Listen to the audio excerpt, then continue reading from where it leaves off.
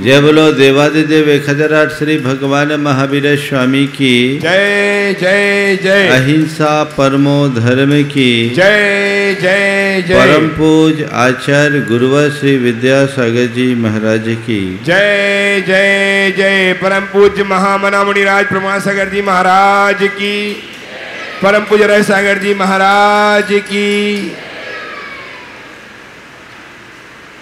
हमारा जीवन मिट्टी के लौंधे की तरह,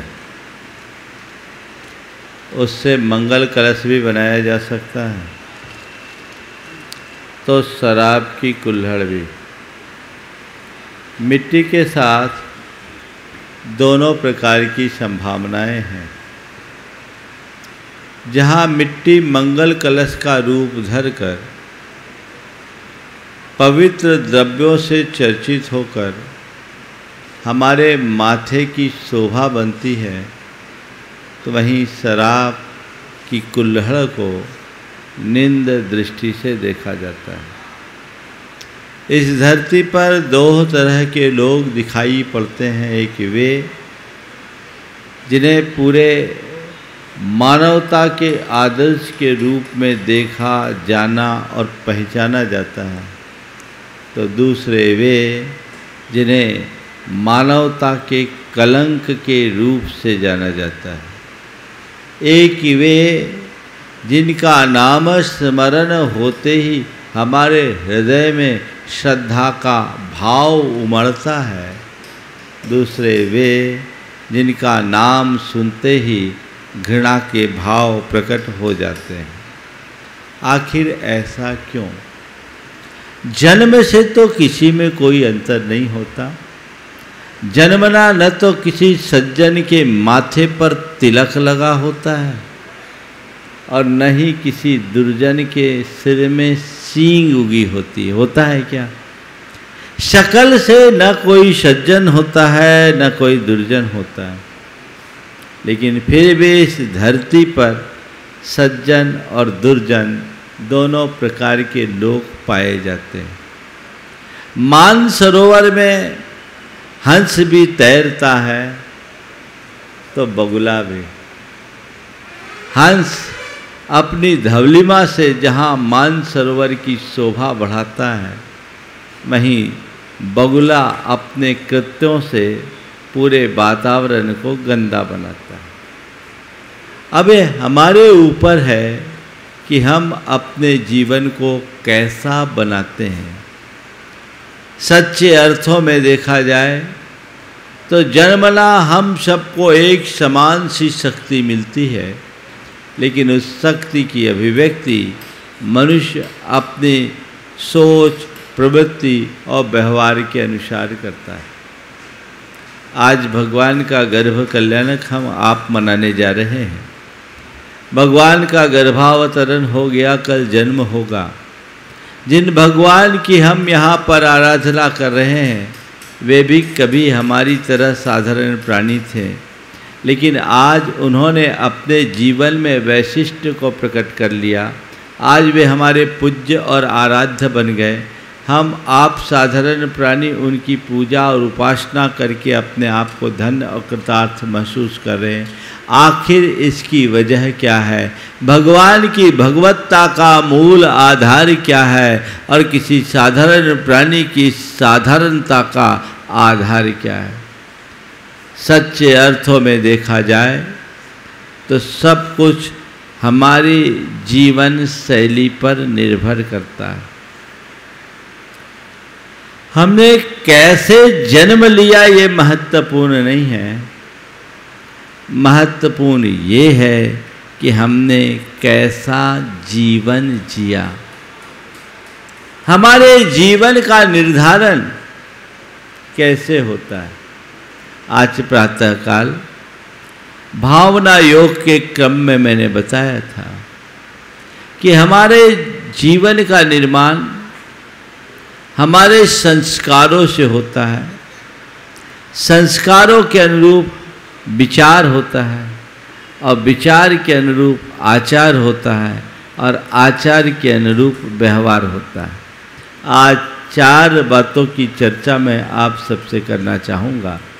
संस्कार, विचार, आचार और व्यवहार। हमारे विचारों पर हमारे संस्कारों का सबसे ज़्यादा प्रभाव पड़ता है। मनुष्य के अंदर जैसे संस्कार होते हैं वैसे उसके भाव और विचार होते हैं। आज भगवान के गर्भ संस्कार की विधि आपने पिछली रात्रि में संपादित की। ये संस्कारों का आरोपण है। आपने देखा कि इंद्र ने अष्टदेवियों की नियुक्ति की, किसके लिए? गर्भ की रक्षा के लिए नहीं, वो तो तद्धोमोक्षगामी है, पूर्णतः सुरक्षित है। वह संस्कारों की रक्षा की। हमारे चित्त और चेतना पर संस्कारों का गहरा असर पड़ता है। हम जैसा देखते हैं, जैसा सुनते हैं, जैसा महसूस करते हैं, वैसे संस्कार हमारी चेतना में जमते हैं। और जैसे संस्कार हमारी चेतना में जमते हैं वैसे ही हमारे विचार होते हैं, और जैसे विचार होते हैं वैसा ही आचरण होता है, और जैसा आचार होता है वैसा ही व्यवहार बन जाता है। आज हम किसी के भी व्यवहार को देखकर या तो उसकी ओर आकर्षित होते हैं, या उससे दूरी बनाने की कोशिश करते हैं, या तो उसकी प्रशंसा करते हैं, या तो उसको कोसते बैठते हैं। हम व्यवहार को देखकर कोस रहे हैं, व्यवहार को देखकर आकर्षित हो रहे हैं। हम अपेक्षा रखते हैं कि उसका व्यवहार बदले, लेकिन उसके व्यवहार में बदलाव कब आएगा? जब उसका आचार बदलेगा। उसका आचार कब बदलेगा? जब उसका विचार बदलेगा। और उसके विचार कब बदलेंगे? जब उसका संस्कार बदलेगा।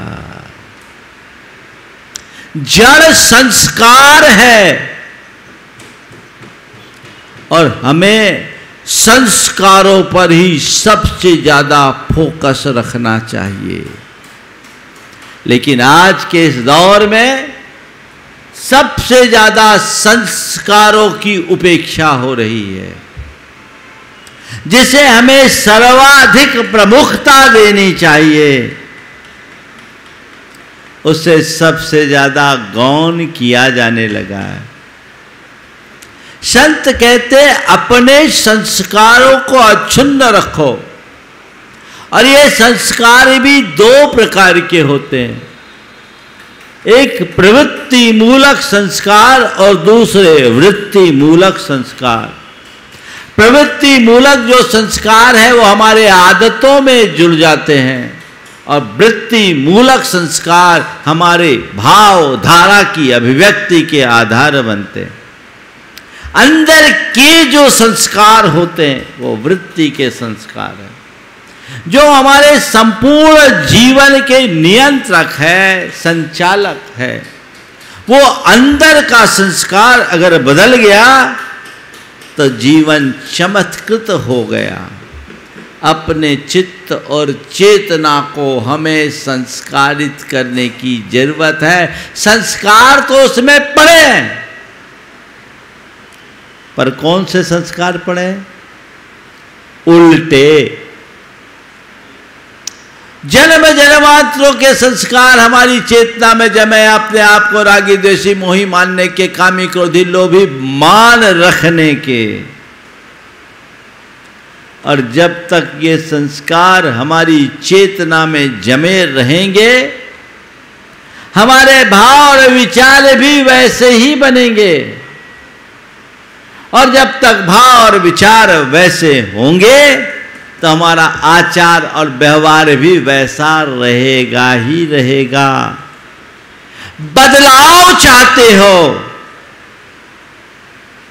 तो भीतर बदलो।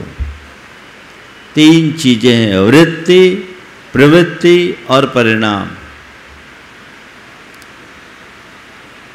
वृत्ति से प्रवृत्ति जन्मती है और प्रवृत्ति के अनुरूप परिणाम होता है। जो हमारे आचार व्यवहार में दिखता है। हम किसी के लक्षण देखते हैं, लक्षण खराब है, उसे बदलने के लिए प्रेरित करते हैं। कोई व्यसन करता है, कोई बुराइयों में जीता है, कोई बड़ा गुस्सैल है, कोई बड़ा अभिमानी है, कोई बड़ा भड़बड़िया है, कोई बड़ा हड़बड़िया है, जल्दबाज है, सब में अलग अलग चीज़ें दिखती। उसको देखकर हम कहते हैं कि इसमें बदलाव लाओ, कोई अधर्मी है, कोई नास्तिक है, कोई वैष्णवी है।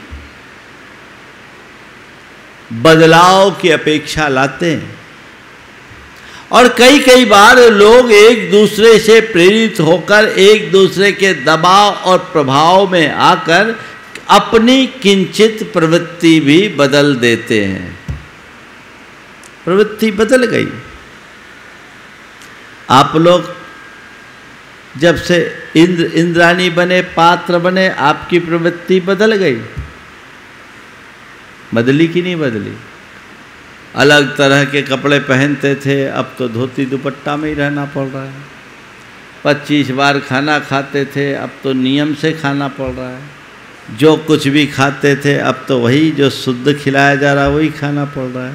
ये प्रवृत्तियां बदली ना, अच्छी बात है। ये प्रवृत्ति क्यों बदली?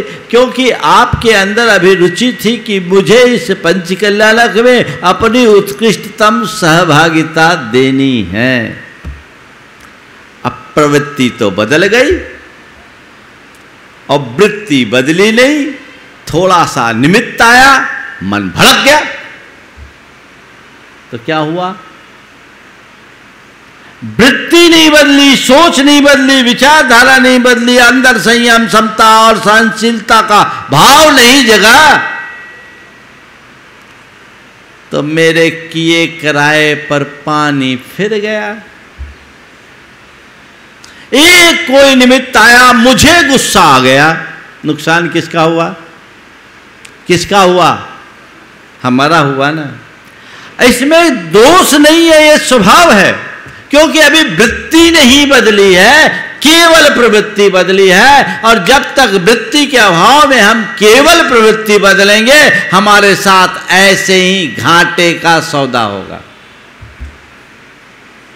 घाटे का सौदा जानते क्या होता है? व्यापारी हो, घाटे का सौदा तो कोई पसंद नहीं करते। पिताजी घर से बाहर गए, बेटे को कहे बेटा 5 दिन बाद आऊँगा, दुकान संभालना। तो ठीक है, बेटे ने दुकान संभाला, लौट कर आए, पिता ने पूछा दुकान कैसे चले? बोले पिताजी जबरदस्त, पूरी दुकान खाली हो गई। जबरदस्त चली, पूरी दुकान खाली हो गई। आप पर डे 50,000 बेचते थे, हमने 5 लाख रुपया दिन का सेल किया। बोला बेटा ये तो अच्छा किया, 50,000 के माल को 5 लाख तक के पहुंचा कर बेचा तूने, बढ़िया किया। पर ये बताओ मार्जिन कितना लिया? बोला आप 20% का मार्जिन रखते थे, हम 1% का मार्जिन रखें। अब बताओ 50,000 का 20% कितना होता? 10,000 रुपया दिन की बचत थी। 50,000 का माल बेचने वाले का 10,000 रुपया रोज बिकता था, बचता था, और 5 लाख का माल बेचकर 1% में 5,000 कमा रहा है। तो बोलो ये घाटे का सौदा हुआ कि नहीं हुआ? मशक्कत तो ज्यादा और आमदनी कम, इसी का नाम है घाटे का सौदा। पसंद है तुम लोगों को घाटे का सौदा? कोई बनिया नहीं करेगा। करेगा क्या? महाराज हमें तो संस्कार में ये मिला है, घाटा का सौदा तो हमने कभी सीखा ही नहीं। संत कहते हैं कभी करना भी मत। तो मैं ये तो केवल उदाहरण के लिए बात कह रहा हूं, इसे केवल पंचकल्याण तक मत जोड़ो, अपने संपूर्ण जीवन चक्र में जोड़ो। मैं धर्मी हूं, धर्म की क्रिया करता हूं, लेकिन मेरे अंदर धर्म भाव कितना है ये मुझे देखना है। धार्मिक बन जाना बड़ा सरल काम है, लेकिन धर्मात्मा बन पाना बहुत कठिन है। धार्मिक तो मैं बन गया, गया क्योंकि मैं धर्म की क्रिया कर रहा हूं और मेरी पहचान बन गई समाज के भीतर एक धार्मिक व्यक्ति के रूप में। लोग मुझे न केवल पहचानने लगे अपितु मुझे आदर और सम्मान भी देने लगे। एक बड़ा धार्मिक व्यक्ति है और लोगों की नजर में मैं धर्मात्मा भी कहलाने लगा। लेकिन मेरे भीतर क्या है इसे तो केवल मैं ही समझ सकता हूं, कोई दूसरा थोड़ी समझेगा। तो मैं भीतर से क्या हूं मुझे यह देखना है। मैंने कहा धार्मिक बनना सरल है पर धर्मात्मा बन पाना बहुत कठिन है। धार्मिक और धर्मात्मा में अंतर क्या है? धार्मिक वह है जो धर्म की क्रिया करे और धर्मात्मा वह है जो धर्म को आत्मा में बसा ले। धार्मिक की प्रवृत्ति बदलती है और धर्मात्मा की वृत्ति। धार्मिक व्यक्ति का बाह्य आचार परिवर्तित होता है और धर्मात्मा के भीतर के विचार और संस्कार बदलते हैं। हमें चाहिए कि हम मूल को परिवर्तित करें जिससे अपने जीवन को निखार सके। जीवन को संस्कारित करना, इसका मतलब क्या है? क्या है संस्कारित करने का मतलब? बोलो। संस्कार का मतलब क्या है पता है?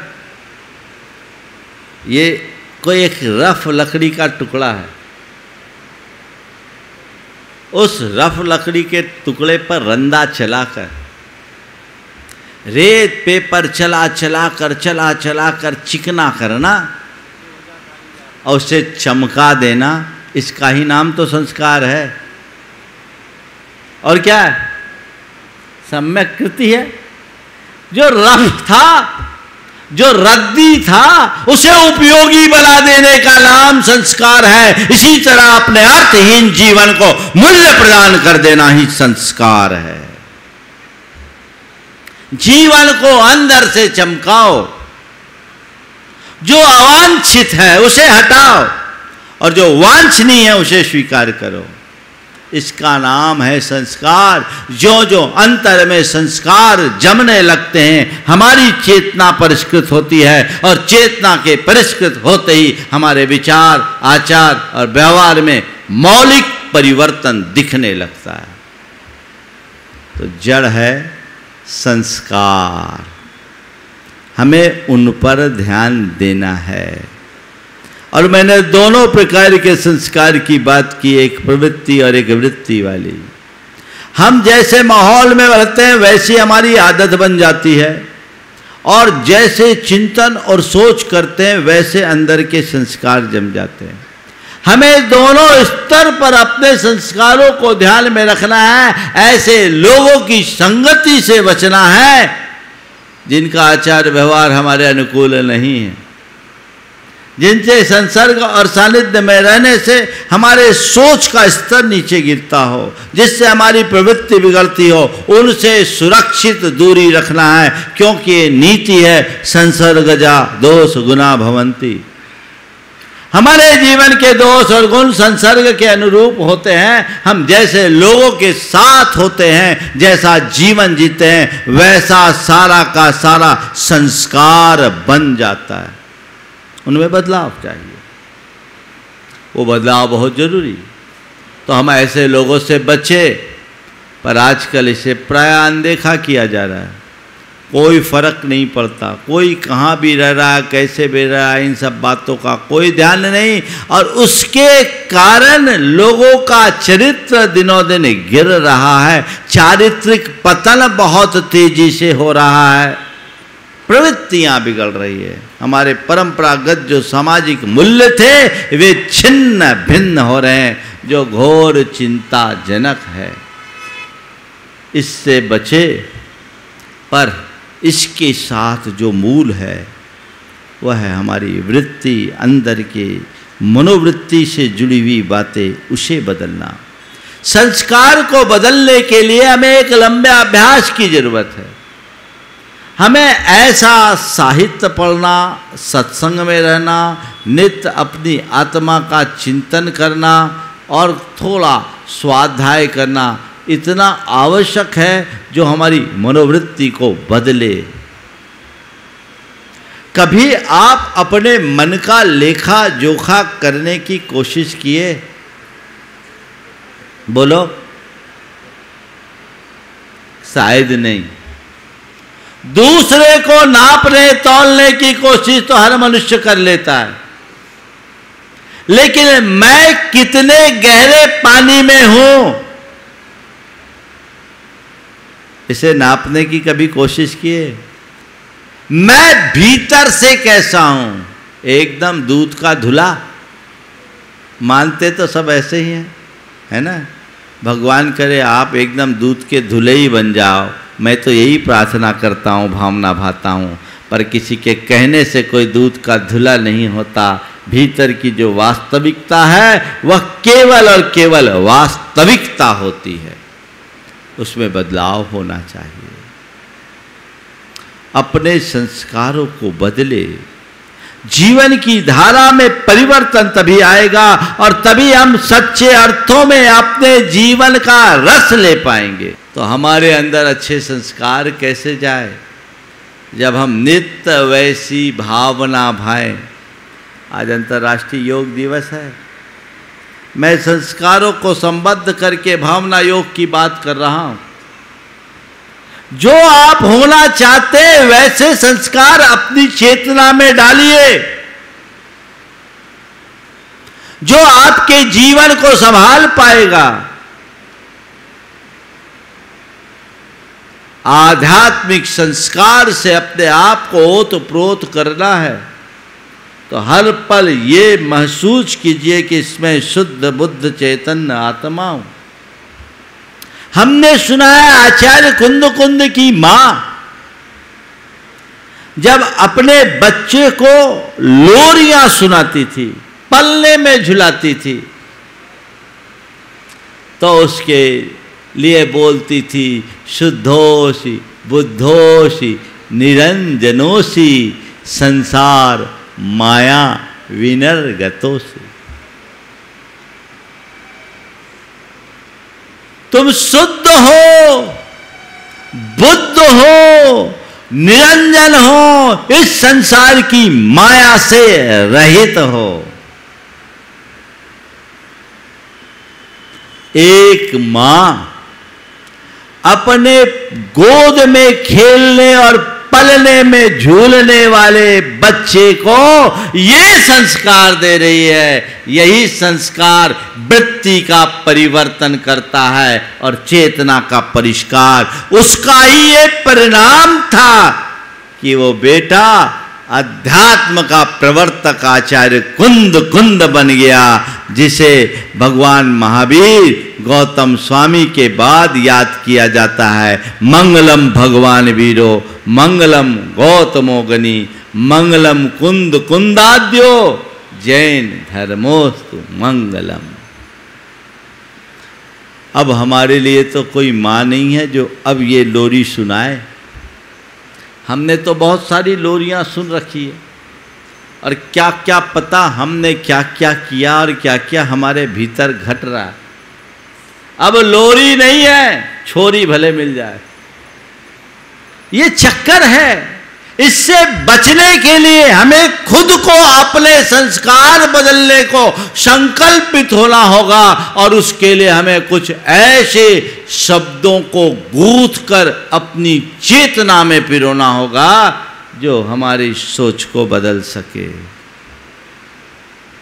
तो जो मैं हूं, जो मेरा स्वभाव है, जो मेरा स्वरूप है, मुझे नित्य उसकी भावना भाना है। मैं शुद्ध चेतन आत्मा हूं, मैं गायक स्वरूप हूं, मैं चैतन रूप हूं, मैं सहज स्वरूप हूं, मैं शांत स्वरूप हूं, मैं आनंद स्वरूप हूं, मैं आत्मा हूं। रागी देशी मोही कामी क्रोधी लोभी मेरा स्वरूप नहीं, ये तो विकृत रूप है जिसे मैंने बिगाड़ रखा है अपने ही अज्ञानता के परिणाम स्वरूप। कोई राजा होकर अपने आप को भिखारी माने, उसे क्या कहा जाएगा? जिंदगी भर भिखारी ही बना रहेगा। लेकिन जैसे उसे आभास होता है कि मैं तो सम्राट हूँ, तो उसी क्षण से उसका भिखारीपना खत्म हो जाता है। जिस पल तुम्हारे चेतना में ये संस्कार जम जाएंगे कि तू शुद्ध चैतन्य आत्मा है, उसी क्षण से तुम्हारी प्रवृत्ति में परिवर्तन आ जाएगा। क्योंकि स्वभाव का बोध होते ही मनुष्य के व्यवहार में परिवर्तन आ जाता है। ये संस्कार अपने अंदर गहरे तक जमाइए। ये संस्कार जमेंगे, फिर इसके अलग अलग स्तर के संस्कार है। अपने व्यवहार को सुधारने के लिए जो भी है उसे बदलो, जड़ को बदलो। मैं आपसे कहता हूं लाइट बुझानी है, कैसे बुझाओगे? लाइट बुझानी कैसे बुझाओगे? हाँ, जाकर के स्विच ऑफ करके। एक तरीका तो ये है कि स्विच ऑफ करो, लाइट बुझ जाएगी। और दूसरा तरीका, काहे को मशक्कत करो, एक पत्थर उठाओ और दो, लाइट बुझ जाएगी। लाइट तो बुझी, पर बल्ब को फोड़कर लाइट बुझाने में और स्विच ऑफ करके लाइट बुझाने में कौन सी क्रिया को आप सुसंगत मानोगे? बोलो। हाँ, स्विच ऑफ करके। ऐसी गलती कभी करते हो क्या कि स्विच ऑफ करने की जगह बल्ब फोड़ दो? स्विच को ऑफ करो। बस मैं आप सबसे यही कहता हूं, अपने जीवन में जो राग देश की लाइटें जल रही है उसे बुझाना है तो केवल बाहर की क्रियाओं का पत्थर मार मार कर उसे फोड़ने की जगह अंदर के स्विच को ऑफ कर दो, वो लाइट बुझेगी। और एक बात बताऊं, वहां ऑटोमेटिक सिस्टम है, वहां ऑटोमेटिक सिस्टम है। इस स्विच को ऑफ करते ही दूसरी स्विच अपने आप ऑन हो जाएगी। या तुम्हारे अज्ञान की लाइट बुझेगी और ज्ञान की ज्योति जगमगाएगी, जिसका प्रकाश तुम्हारे चेतना को एकदम प्रकाशित कर देगा। आध्यात्मिक दृष्टि जगाइए। जब तक अपने अंतश्चेतना में उस अध्यात्म का भाव नहीं जगता, जीवन में निखार नहीं आ सकता, जिसकी हमें सबसे ज्यादा जरूरत है। तो इस संस्कार को बदले, अपने जन्म जन्मांतरों के पड़े हुए संस्कार को मंद करे। बहुत खतरनाक है संस्कार। थोड़ी थोड़ी बातों में ये संस्कार हम पर पुनः पुनः हावी हो जाते। साधारण व्यक्तियों की बात जाने दीजिए। आचार्य कहते संस्कारों के प्रति एकदम जागृत रहो, क्योंकि पुराने संस्कार छूटते नहीं, जल्दी से नहीं छूटते। कहीं पानी बहता हो, धार सूख जाए, निशान भर बचे, दोबारा पानी डालो, वहीं से बहेगा। है ना अनुभव? पहले पानी बह गया, सूख गया, धार बह गई, केवल निशान बची, लेकिन वो निशान भी बड़ी प्रभावी होती है। दोबारा पानी डालो तो वहीं से बहता है। एक बार जो संस्कार बन गए, जब तक उसे पूरी तरह निर्मूल न करो तो वापस वैसे ही हो जाते। और संस्कारों का खेल बड़ा विचित्र होता है। संस्कार नहीं बदले तो गड़बड़ होता है। एक बार ऐसा हुआ, एक चोरों के दल ने नट का खेल देखा। नटों का खेल, चोरों के दल ने नटों का खेल देखा ये नट तो रस्सी पर चल रहा है। लोगों ने सोचा ये तो हमारे बड़े काम का आदमी, जो रस्सी पर चलता है वो तो हमारे बड़े काम का आदमी, इसको अपने दल में शामिल कर लिया जाए। इसको अपने दल में शामिल कर लिया जाए और कहा भैया तुम एक काम करो, हमारे दल में शामिल हो जाओ, हम रस्सी फेंकेंगे, तुम रस्सी में चढ़ करके घरों के अंदर घुस जाना, दरवाज़ा खोल देना, हम लोग साथ हो जाएंगे और जो हम कमाएंगे उनके हिसाब से तो कमाइए, क्योंकि वो उनका धंधा है, जो हम कमाएंगे उसमें तुम्हारा इतना हिस्सा फिक्स हो जाएगा। उसको भी लग गई बात कि ऐसे तो पता नहीं कुछ मिलता नहीं मिलता, इसमें मोटी कमाई का आभास उसे हुआ। उसने कहा ठीक, प्रस्ताव स्वीकार। और वह नट चोरों के दल में शामिल हो गया। और चोर लोग एक दिन रेकी करके एक बड़े सेठ के हवेली में सेंध मारने के लिए गए। रस्सा फेंका और उससे बोला भैया चढ़ो चढ़ो। बोले चढ़ू कैसे? ढोल बजाओ। बिना ढोल बजाए मेरे को चढ़ने की आदत नहीं, पहले ढोल बजाओ। अब नट तो ढोल के साथ ही रस्सी पर चलता था, उसके संस्कार में ढोल बजाने के भाव पड़े थे, तो ढोल बजे बिना चलेंगे नहीं। ये संस्कार है। व्यक्ति कहीं भी बदल जाए, अगर संस्कार नहीं बदलता तो आगे पीछे वो प्रकट हो ही जाते हैं। इसलिए हमें अपने मौलिक संस्कारों में बदलाव घटित करने के लिए संकल्पित होना है। उसे बदले, उसमें परिवर्तन आ जाए, वो परिवर्तन आएगा, जीवन चमत्कृत हो जाएगा, उसमें कोई संशय वाली बात नहीं है। तो ये संस्कार है। हम अच्छे संस्कारों का बीजारोपण करें और दूषित संस्कारों के प्रति जागरूक हों।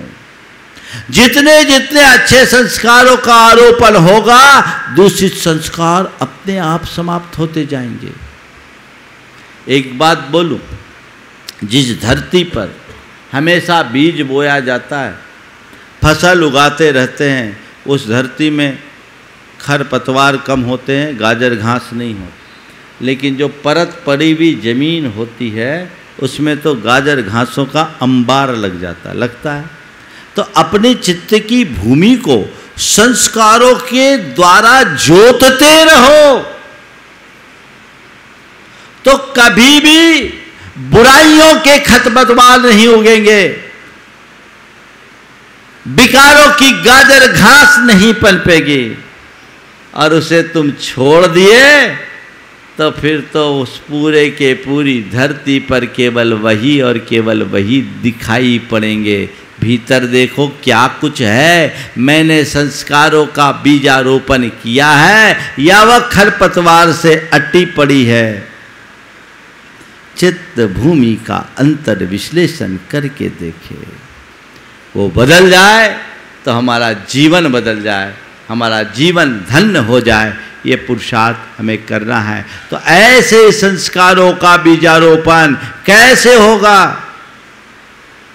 आप देखो, भगवान की माँ को आमोद प्रमोद ललित कला और धर्म चर्चा में निमग्न रखेगी देवियाँ। 56 कुमारियाँ आएगी,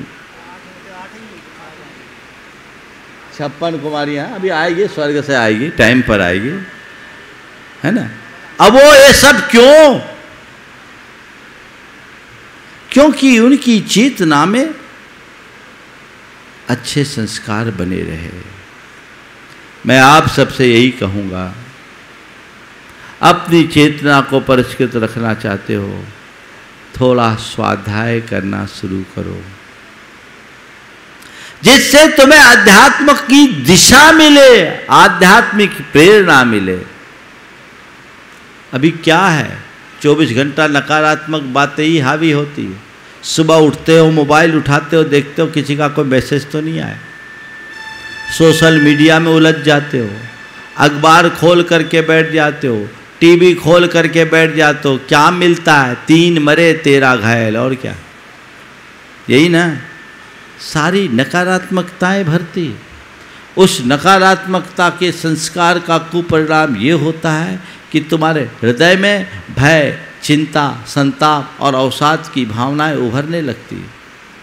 मन बड़ा दुखी होता है, छोटी छोटी बातों में चित्त क्रुद्ध और प्रमादी बन जाता है, अभिमान उभरने लगता है। ये सब चीज़ें बदलेगी जब हम सुबह से अपने स्वरूप के बारे में कुछ पढ़ेंगे, कुछ सुनेंगे, कुछ चिंतन करेंगे।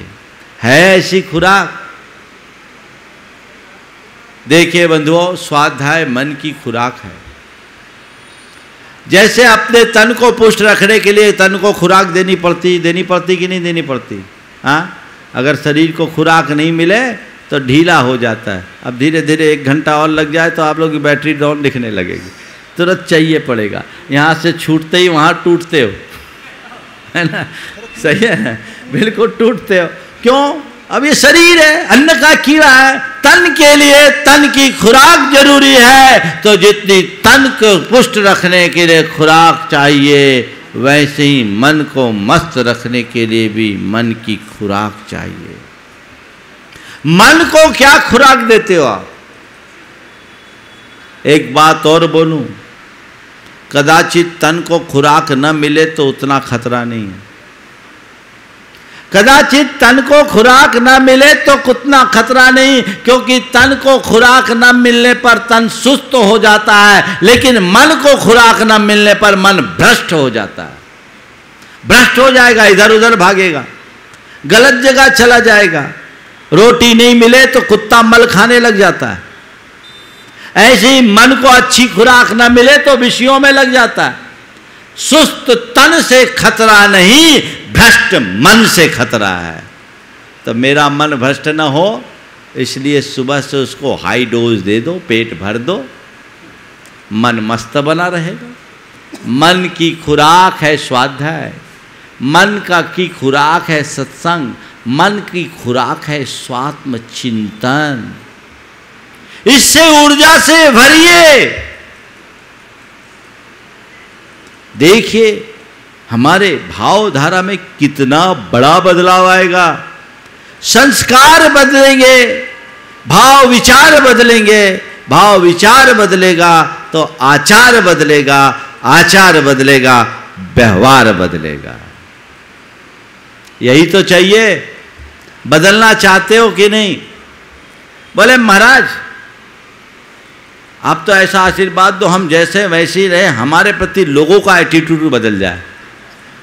यही बदलाव चाहते। लोग बदल जाए, हम नहीं बदले। ये बड़ी विचित्रता है। लोगों का एटीट्यूड बदल जाए मेरे प्रति, ये सोच बदलना है। हमें अपने आप को बदलने की कोशिश करना है, न केवल बदलने की कोशिश करना है, अपितु बदलने के लिए संकल्पित होना है। ओ बदलने के लिए संकल्पित होना है। और जो व्यक्ति इस क्षेत्र में दृढ़ संकल्पित हो जाते हैं, उनके जीवन का कायाकल्प होता है।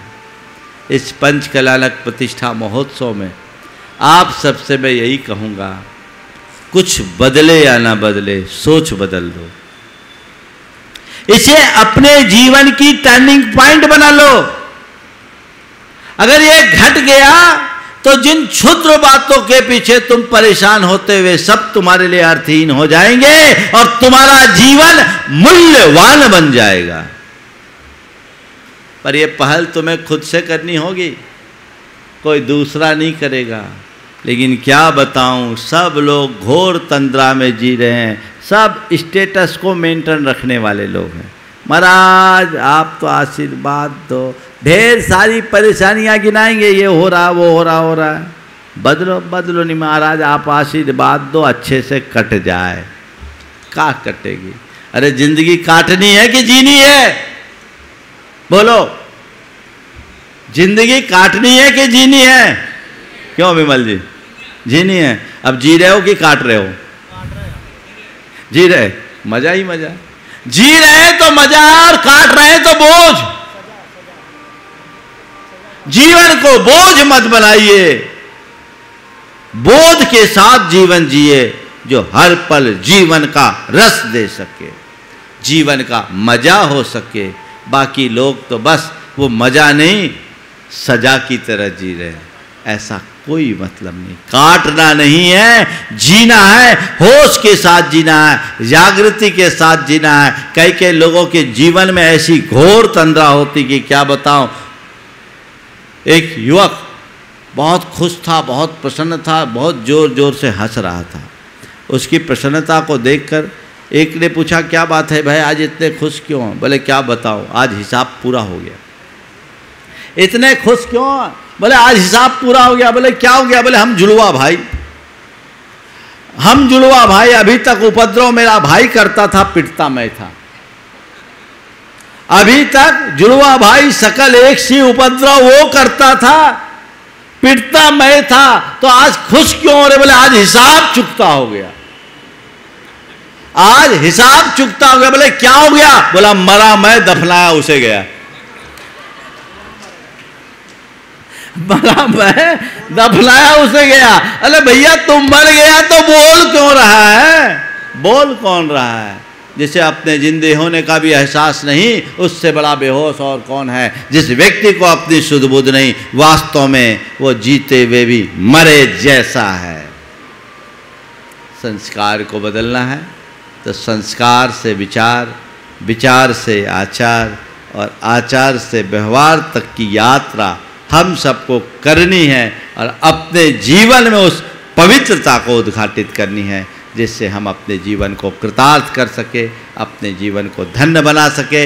गर्भ कल्याणक का यही हम सबके लिए सबसे ज़्यादा व्यवहारिक लाभ होगा। वो लाभ सबके अंदर घटे, आप सबके अंदर का उत्साह, आप सबके भीतर की अभिरुचि और आपके अंतर मन की विशुद्धि उत्तरोत्तर बढ़ते रहे। और एक भाव और संकल्प मन में लाओ, इस पंच कल्याणक में मुझे अपनी पूजा पाठ की क्रियाएं और विधि विधान को देखना है, बाकी बातों में दिमाग ही नहीं उलझाना है। व्यवस्थाएं हैं जिनके हाथ में, उनको थोड़ा देखना पड़ेगा, लेकिन व्यवस्थाओं को बनाना है, मन को विचलित नहीं करना है। यही हमारे जीवन की एक उपलब्धि होगी। अन्यथा ये सब चीज़ें हमारे लिए किरकिरा कर देगी। किरकिरा नहीं करना है, मज़ा लेना है, आनंद लेना है, खिलखिलाते मुस्कुराते हुए पूरा इस आयोजन का रस लेना है। इस भाव के साथ मैं यहीं पर विराम दे रहा हूँ। बोलिए परम पूज्य आचार्य गुरुवर श्री विद्यासागर जी महाराज की।